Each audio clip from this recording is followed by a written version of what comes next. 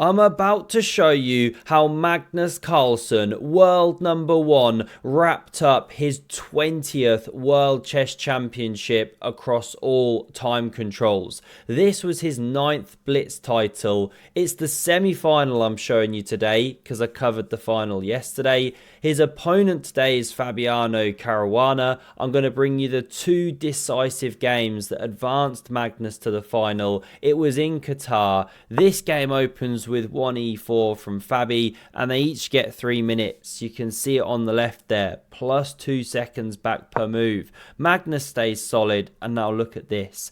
Everyone here is playing like this or this, something a bit normal. Maybe bishop c4, knight c3, f4. You don't do this. Against the chess goat, it's apparently called the Leonardis variation. Magnus just calmly responds by developing his pieces, always get your bits out, and now he goes d6. It allows Fabi to go after the legendary bishop bear. You could stick a knight here and play for f5. Reminds me of that Kotsio variation that Prague was playing, and Hikaru or something. But Magnus, in true modern style, gains space with the rook pawn and he clamps on d4. So although he's not got the bishops, he does have more of a bind in the centre, making it tough for white to break anywhere. So this was how the game proceeded. Knight developing here. You'll soon see why. There goes the stinky bishop. And I don't mean in a good way stinky. Not New Year's Eve, wine and stinky cheese. Hope you enjoy your one and have a great new year. Happy New Year to you all. Thank you for the ongoing continued support. Greatly appreciated. Now we see castles. Castles in return and pawn to b6. Defending that pawn. We now see why. And f5 from Magnus. He roars like the mighty chess lion that he is. Takes was played. Knight recapturing. And I'm afraid you cannot hold on to the bishop. You're losing too much time to retreat. I mean, you could try this, but it wasn't played. We get knight d2. Looking to dominate the light squares. Now the bishop develops here. Magnus isn't interested. He instead just develops and then covers this long diagonal. One of those bishops is disappearing. So long term, black standing a tiny bit better. Bit more space in the centre. A clamp. We now see bishop e4. h6 from Magnus. Pawn f3 in response. And this rook centralises. Fabi so impressed he copies. But with the f rook, this file's not really opening anytime soon. a4 from Magnus, bishop f2, knight c to e7. He goes on this big rotation, covers the pawn, maybe hints at jumping, and so Fabi covers. Not the favourite of the Stockfish monster, but let's ignore computer evaluation. This is human chess. Crack on with the moves here. Bit of pressure down the f-file. Fabi now decides to cover here. And this is just incredible chess understanding. Magnus plays the move. Knight to d6. Now it's so beautiful because he's giving up an entire pawn. Best is actually apparently, well, what, takes, maybe a bit of bishop e3 action to open the rook. But this was played, giving up the bishops and then winning a clean pawn in the centre and saying, what you got here, I don't get it. Prove it. Well, Magnus slides this way. And he's now just created a bit of an annoying pin because the queen's undefended. So naturally, Fabi brings the rook, defends the queen. We're all screaming for this rook to join the pressure here, complete the rook tangle, but not played. Magnus actually cashes in. He could have carried on increasing the pressure with this and knight f7 even, but he plays bishop takes on f3. Given the question, as you can see, not the top move is what that's saying, but black still stands a bit better. After this knight takes here, forced of course, you couldn't take with the queen, or rook takes. Now Magnus takes off the queens. An important Zwischenzug. He whispers it, as many top pros do. Goosebumps all over Fabi's skin. Now we see takes here, and rook recaptures.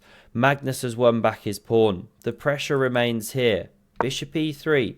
Now we see an exchange of those ones. King f7 on the board. G4 to control a knight hop, and now Magnus using the board as his canvas, playing on both sides. Beautiful. Breaks up these pawns and then jumps. 3 separate pawns are on prees. You're gonna lose one of them, right?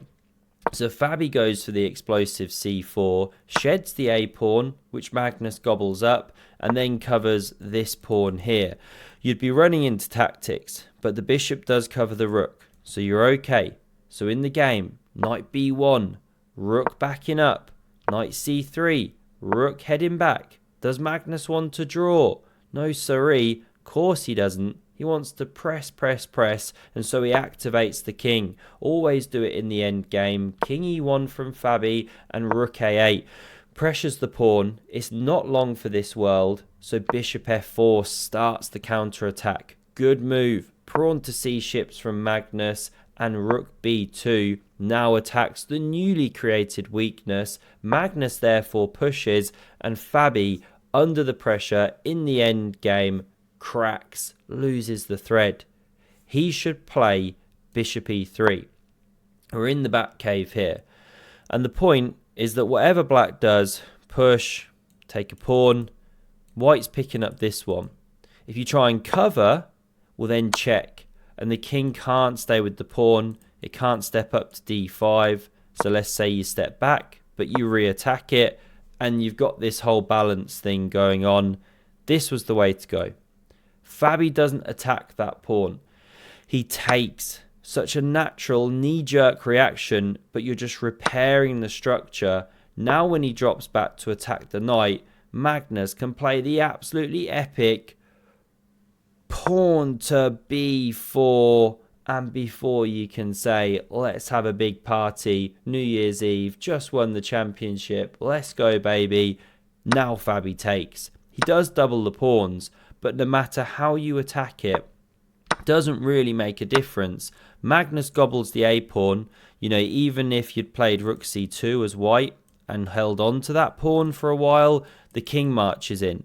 So there were different kind of problems. This is the game. Magnus sweeps around behind. An immediate king d4 was stronger, but this is understandable. Fabi steps away. He's also not finding the best defenses. Rook c4 was best to cut the king. Okay, this is the game. King d4 marches in. Fabi goes for the counter. Pawn pushing. Rook d7 check, but king e3 and checkmate in 1 is threatened. And of course, if you check, well, Magnus is just going to eat the pawn.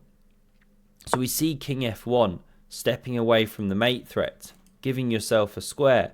Rook takes played. King g2. Rook's not quite trapped. King steps up to defend the pawn.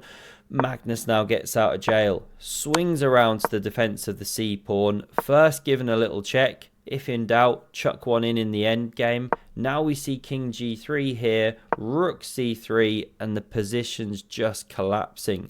I was having a look, you know, what if you just try and hold the position? Let's say king g2, one of the most testing moves. Well, then there's king f4. You're about to win a pawn. There's no check. The square's covered. Step in and defend, but then step back and force the king away. Or let's say the king goes, you win the pawn. If the rook goes, then the king steps back and you win here. Many different ideas such as this. But interestingly, it's so easy to throw the position. Say after king here, you tried this using the pin, then you just drawn the game. I mean, these are the absolute fine margins that these guys are playing on. Let's back it up. We see rook d6 in the game here, losing control of this pawn. So Magnus takes here. You know, there's no counter takes here. This on the board. Now this pawn advances and the writing's on the wall. You just can't stop that advanced pawn. The white king was the wrong side, cut off. This is the bridge that Magnus builds. Pawns going through. It's absolutely unstoppable. So Fabi, in this second game, game 4, that was game 3, first 2 games were drawn, was in a must-win position with black. Good luck. He plays the aggressive Sicilian, and Magnus goes with this line, clearly prepared it. He was playing it all tournament. I mean, he says he doesn't like this opening stuff and how people can shut down games, but he doesn't half gain a lot of advantage himself from these opening preparations, I tell you. Now we get bishop e7, bishop backing up voluntarily, and again, you don't want to give that one up. Knight b to d2 and pawn b6 from Fabi. He goes for this system of stick everything out on the queen's side there, a hyper fianchetto, all on the edge. Knight f1 from Magnus. He keeps rotating here. He's doing all the sensible stuff in the center, and it's why he has a big advantage already. 2 pieces stuck out in Siberia, central control. Knight g3. I like this next move from Fabi. Pawn d4. Not just because he sets up a wonderful connect 4, wins himself a staring competition with Garry Kasparov. Good luck with that one, Fabi. Now, the point here is that you're just mixing up the position. You know, if white takes that pawn, definitely playable, then black's best is to not actually take back, but play it as a full gambit, bring this bishop back onto the long diagonal. If you get really greedy, well, now the pieces can start flooding into the attack. This one could take here potentially. Then the center could be loose. This could be under fire one day. It's a nice idea from Fabi. Okay, let's switch back because Magnus didn't take. And c4, positional suicide. Bishop's dead for life. Knight rotates into b4. Bishop hits the long diagonal. So Magnus in the game plays the absolutely outstanding pawn h4. Now it's a pawn sacrifice, but not one you want to accept. Because there's this, and then the simplest to understand is rook e4. Queen goes, knight h5. Pressure on the king, rook swinging, maybe the queen, bishop's on the way. It's a really nice attack. You've picked up the bishops. These guys are offside. There is also this incredible pawn b4 move, trying to trap this knight, or then go pawn b5 if it retreats to c6. If it fianchettos, you push to b5, trap the bishop. Crazy lines, but rook e4 is simpler. So the pawn wasn't munched. We saw knight c6 re-entering the game. Magnus anyway rook lifts, and what's so incredible about this game is he only needs a draw, and he goes on to pulverize Fabiano. Queen e2 is played, king sidestepping, bishop d2, a6, rook e1, 19 points now barreling down the file here, and b5 goes for play, but it's so slow. Magnus just ignores, brings in the cavalry, h6, and you're just absolutely begging to be steamrolled. What do you think Magnus played here? You'll definitely get it if you've watched any of the Witty, what's his name? Witty Alien, Witty Gambit? I forgot his name now, Witty Allen or something. If you've seen his videos. It's a kind of alien gambit styley thingy. Takes with check, of course. You're about to win the queen. So rook takes forced and Magnus takes here. So he's got 2 pawns and a check for the death of his knight. And he's completely winning because he's just got so many pieces in the attack. If you try and save the rook, then how about this for a smash? Bishop takes on h6. And again, the pieces just come flooding into the attack. What to do? Some sample lines. It's just carnage. Completely over. So, the bishop didn't retreat, or the rook rather. We saw knight takes on e5, opening the attack of the bishop. Let me silence my phone. Apologies, this happens way too often. There we go. We're about to do some New Year's Eve stuff. Now, there's 2 problems here. The bishop is attacking the rook, and although you can take here, then you lose here. Now it's all playable, to be fair, it's all good. Magnus goes for this one, gives an exchange, yes, but after bishop takes on f7, he's actually restoring the material. Because if Fabi takes, which he didn't do, then you take here, and white's doing great. Taking's not even best, queen d5 is better. But anyway, you've restored the material, and white's just winning, what, a pawn ahead? No, maybe level material. No, 1 pawn ahead and the positional advantage. So let's run back. Bishop f6 was tried. Magnus backs up and hits the rook away from the attack. Now we see rook c6, bishop f5, and at this point it's just an absolute demolition job. Takes. Magnus doesn't even take back on f5. 2 pieces hanging. So Fabi Desperado's here, but queen f3. Absolutely everything is about to fall off the edge of a cliff. Fabi goes for this, takes, rook takes, queen e3 on the board, and after rook f8, he really finishes this game in style. Doesn't touch the pawn, brings all the pieces into the attack. This pin creates a threat of queen takes on h6. Watch out for that. So Fabi steps up. Now takes on c5. Rook f7. You know, the rook was x-rayed there. Didn't want to leave it. Rook d1. Horrible pin. Rook d7.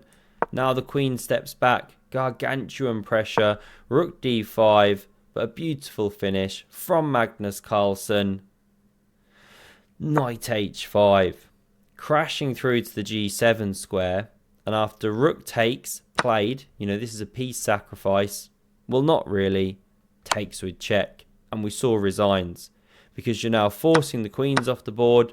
And of course, this is just a hopelessly won endgame. Nothing more to say. Bishop ahead. Magnus wins it, went to the final against Nodebek, and in case you missed that video, it's on screen, and I'll also link another video below it if you want something a bit different. Thanks very much for all your support this year. Hope to see you again next year, which is tomorrow, and I'll see you soon. Cheers.